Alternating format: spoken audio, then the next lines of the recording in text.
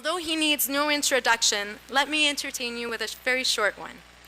Mayor Tory was elected to office in 2014. He has been focused on ensuring Toronto remains a livable and affordable city.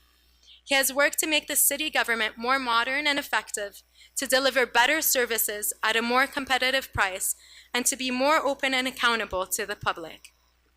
Born and raised in Toronto, Mayor Tory has spent his career giving back to the city he loves through working with organizations like the United Way, St. Michael's Hospital, and Civic Action. In office, he has been a constant champion for Toronto, securing billions of dollars from the provincial and federal government for transit, housing, and other vital infrastructure. He uses his experience leading organizations and businesses to promote Toronto on the world stage, attract jobs and investment, and secure the city's future as a global capital. Mayor Tory began his career practicing law in Toronto, and he was later elected as a managing partner of one of Canada's biggest law firms. In the 1980s, he served as Principal Secretary to Premier Bill Davis and as Associate Secretary of the Ontario Cabinet. He has served as Commissioner of the Canadian Football League and as CEO of Rogers, one of the country's largest cable companies. His time in politics dates back to 2004, when he was chosen to lead the Progressive Conservative Party of Ontario, later serving as leader of the official opposition at Queen's Park. Mayor Tory is a lifelong and long-suffering Toronto Maple Leafs fan and an avid supporter of all Toronto's teams and attractions. Mayor Tory and his wife Barbara have been married for 39 years, have 4 children and 5 grandchildren. Please join me in welcoming our mayor to the podium.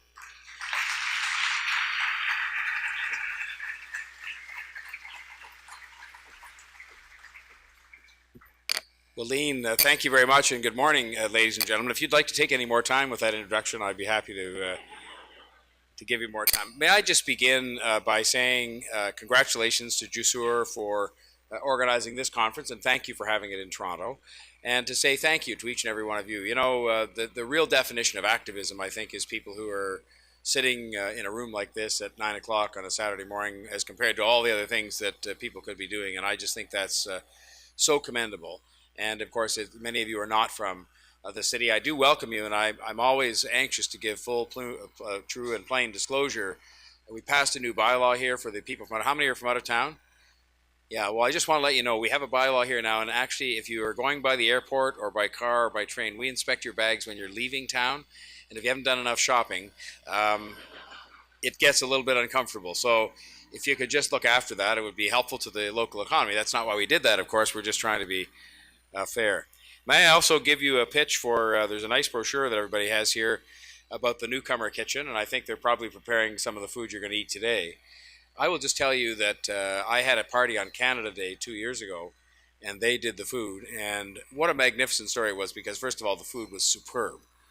But secondly, to have a chance to talk to the women who prepared the food and who were, I think, feeling that this was something that was giving them a chance to integrate themselves completely into our great city here was an incredibly heartwarming experience. And this has been repeated over and over again, and it's all I'm going to talk about today. I have no answers to any of the challenges that remain in front of us with respect to the successful integration of refugees, because in the end, it really mostly comes from having an open heart, an open mind, and from activism. But having said that, I just want to say that something like the Newcomer Kitchen is doing wonders, both in terms of something that can serve other people and perform a very useful function, but also in terms of giving that great sense of hope and acceptance and belonging to some of the people that have worked there, including, I'm sure, the people that have prepared the meal today. You know, a lot of people sort of talk about what's happened with the success so far, and it's not an absolutely unqualified success in the sense that there are still people struggling, you know, a couple of years later. But having said that, the relative success of the Syrian refugee integration into Toronto and into the rest of Canada.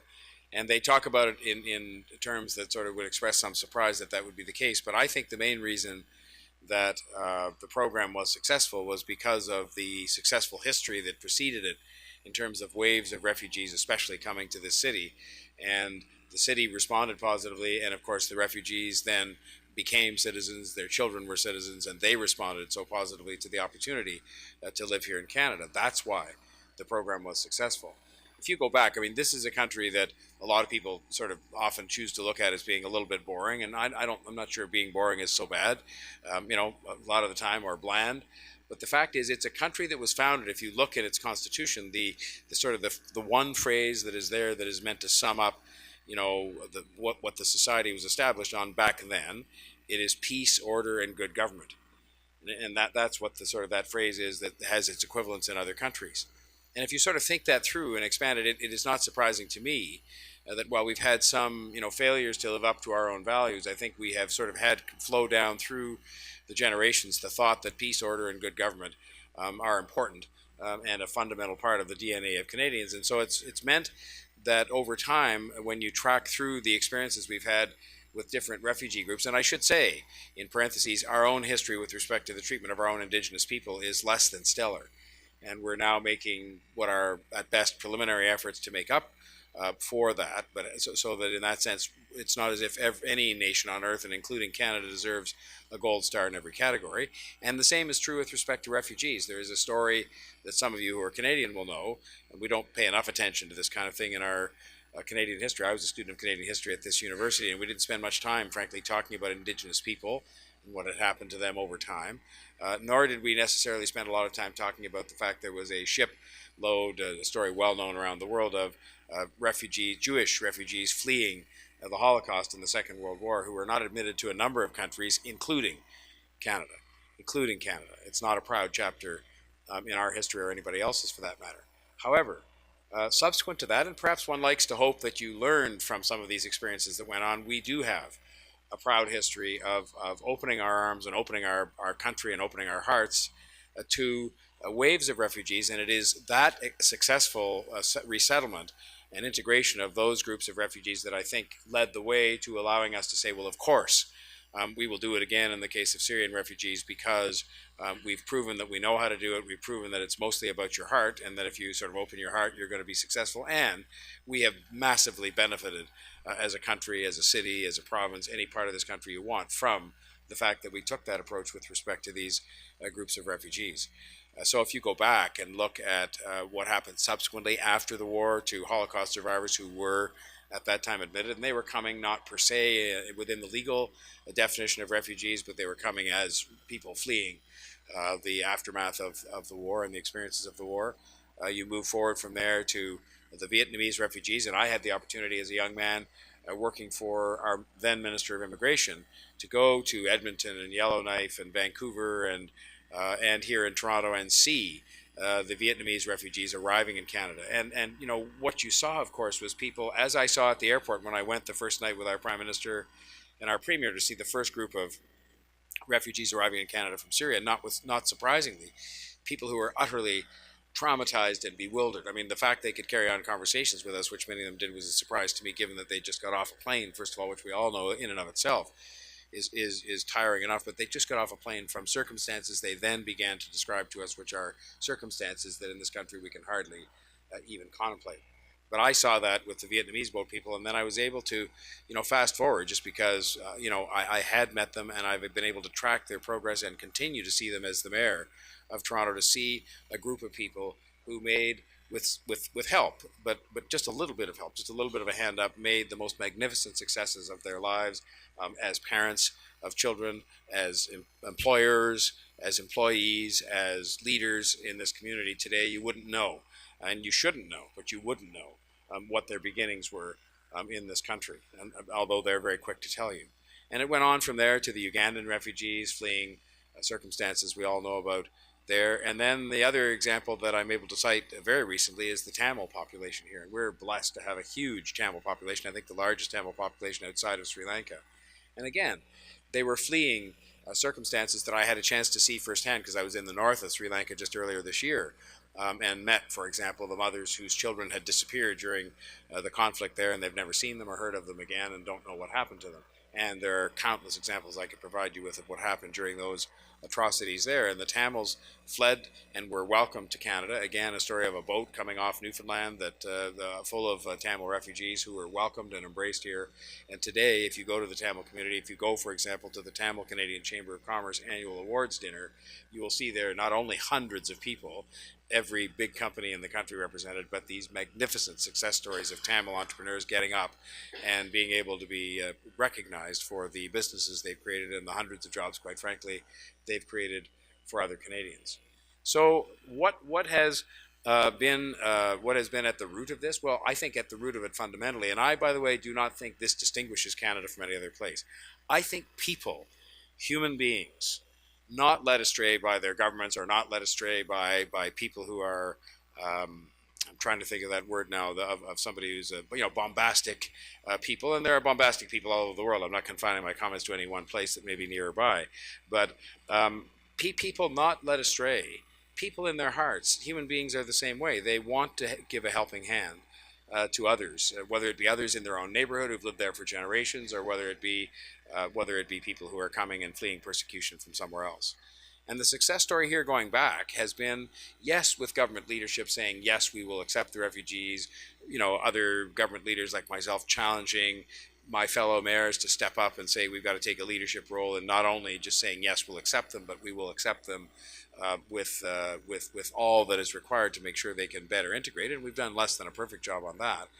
But most importantly, that we inspire other people who live in the city, who are those human beings, who have the time and who have the passion and who have it in their own DNA, no matter what nationality they are, no matter what skin color they have, sexual orientation or faith. They're people who care about other people, because we do. The vast majority of us do. And so I think that the success here in this case, and as I say, it's still a work in progress, has arisen largely from the fact that the government took its group of refugees, and Lean made mention of the fact that they tended to be people who were less well established and had a bigger struggle. And I will say to you today, as somebody who's watching and obviously has some responsibility for the well-being of those people, the government-sponsored refugees who came to Toronto, it's a bigger challenge for us. Many more of them than should be the case a year or two later are resident in our shelters, which are meant to shelter people temporarily in emergency circumstances, and some of these people have been there for quite some time now. The biggest single challenge I would say that we have is not surprisingly, is finding jobs and housing for these people who, as Lean said, in many cases did not have the same kinds of qualifications as the privately sponsored refugees. And we're working at that day by day, and we're making progress, as we have done with all the previous waves of refugees. And I am heartened by the fact that if you look back at our experience each time, the same kind of challenges rested in front of us, I mean, not just people in government, but also people in the community, and we addressed much of that. The privately sponsored refugees are doing well, and I've had, again, huge exposure to them in different kinds of functions. A wonderful function on Thanksgiving put on by the Armenian community, where you go to lunch with these families and you talk to the kids, and the kids are the ones that are the most magnificent, and they give you the greatest sense of hope.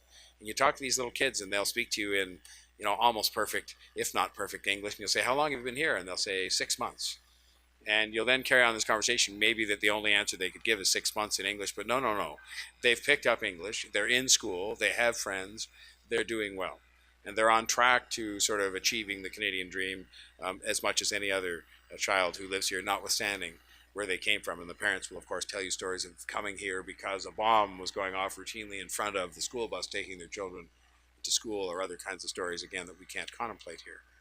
But the reason that those kids have that sense of hope and have that sense of faster integration is because people in the community here took this up as a challenge. And Lean mentioned the different kinds of organizations, from book clubs to churches to just groups of people who got together. My wife and I came to be part of a group that Lifeline Syria sort of invited people to come, and you came, and in fact we're in the frustrating position at the moment of having sponsored a family ourselves, and they haven't arrived yet because in fact the pace of some of the admissions has been slowed down to make sure we can do a proper job of integrating.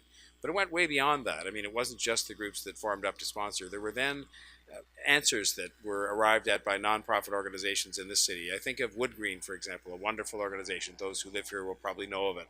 It does wonderful work helping lift people out of poverty, helping support women who are victims of domestic violence, a lot of work helping with immigrants, and they, together with a couple of others, and I'll forget who the names are, including a corporation, they developed an app that would allow people to go online and help them to find housing, to match up their own housing needs against the available supply of housing. And hundreds of people through that program found their housing.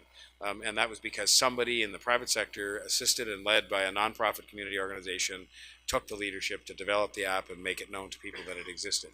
There was a program that arose in cooperation with the TDSB, I think it was, that understood the challenge of little kids going into school, even notwithstanding how resilient young children are, and helped, I think, about 500 young children who were children of Syrian refugees, and themselves obviously Syrian refugees, to acclimatize themselves to school, so that when they arrived at school, whether it's at JK or grade 3 or whatever, they have an easier time settling into the school. But again, it was a cooperative initiative between a public body, the community, and the school system. So if I have a message to leave with you this morning, because I could go on and cite countless other examples, it is to say, and I don't think this is idealistic on my part at all, it is to say that I believe the answer in the end as to how we can do better, I know you're going to focus on higher education today, the answer as to how we can do better rests in the same place as the answer has in terms of how Canada and other countries have successfully accepted and integrated waves of refugees and other immigrants over time, people who are not refugees. And it starts with open hearts, open minds, open arms, and I believe that everybody in this room and most other people have that. You have to sometimes push, people who are, that we discussed earlier on, out of the way, who are inclined to sort of lead people astray from their fundamental instincts, which are positive. Then, I think after that, it comes down to activism. And the activism, I believe, has to come first before the government leadership. I think government has to say, we want to embark on this. The activism has to follow with people saying, all right, we know how to do this because we're people that understand how people get jobs, how people get housing, how people care for one another. And then the government does have a role to play in terms of providing some funding, providing a framework, making sure the regulatory and other kinds of structures that are in place are conducive to people helping other people. And so I would look at the post-secondary education, and I was talking to some of the young scholarship winners, and what a proud thing that is for this organization to have these. I noticed they're all women, by the way. Is it restricted to women, or is it just that the only people that, yeah, this is not surprising the way things go, but it was all young women. And I said to them, well, I hope that you are taking advantage of the opportunity you have you have to be the ones that go and chase the professors and the administrators and the governments to say, help us to make sure we can found and maintain an organization that can operate in effect as mentors to people who are coming in to the post-secondary education system that they're already privileged to be a part of, and make sure they can settle and thrive effectively inside that system. And they said, oh, we're already doing that. And I wasn't at all surprised at that. But I think the challenge is to make sure that we can replicate that over and over again. And I said, well, then the next challenge for them becomes to go to the 5 campuses where they don't have this, and to make sure that it isn't confined to Syrian refugees, but rather it is extended to all people. We have a wonderful new program here in Ontario, where the government of Ontario is making free tuition available to people from lower income groups. And in many cases, they're going to have almost as hard a time sometimes because they will be the first people ever in their families to go to post-secondary education, and therefore there is no residual kind of knowledge of what it's like to be a university or college student, and how there isn't the same kind of discipline structure that tells you when to do everything and you have to do it yourselves. And they'll require some encouragement too, not as much perhaps as people obviously who are adjusting themselves from coming from traumatic circumstances outside the country. But I think this kind of thing, again, that results from citizen activism and from some students caring for others, is going to be at the root of whether or not you're going to be able to address. You can dream up all the programs you want for governments to try to implement. They won't work unless we have people that are actually being on the ground implementing those programs. I'm a great believer in a positive role for government as a facilitator and as a leader and as a moral leader, but I also can see, even now from my stint inside government, the limitations on what government can do effectively. And government cannot substitute for people who care about these kinds of things and who have an activist spirit on it. And so I just want to say that for Canada, I think that we have a generation of leaders in place in the country now who are as determined as ever, because we've seen the success of maintaining open arms, open hearts, open minds at all times. The success and the rightness of taking people for who they are, regardless of their background, regardless of their faith, regardless of their sexual orientation, regardless of their nationality, regardless of where they might or might not have been involved in a conflict somewhere else. That has built this city.